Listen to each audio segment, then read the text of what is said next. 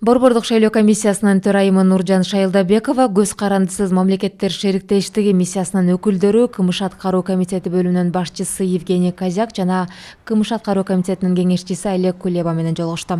БШК төрайымы 2021 жылдын 28 ноябрына белгиленген парламенттик шайлоонун өзгөчөлүктөрү, республиканын шайлоо тутумун реформалоонун жыйынтыгы, Кыргызстандын шайлоо мыйзамдарындагы жаңылыктар тууралуу айтып берди.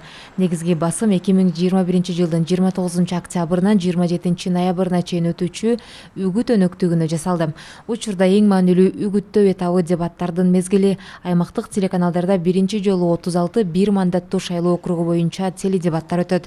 Бул шайлоонун дагы бир өзгөчөлүгү, анткени сурамжылоолор боюнча шайлоочулар талапкерлер тууралуу маалымат алуунун негизги булагы катары дебаттардан көптү күтүшүүдө деп айтылат маалыматта. Өз кезегинде Евгений Козяк КМШ миссиясы ишке киришип, парламент аралык ассамблея өкүлдөрү катышат.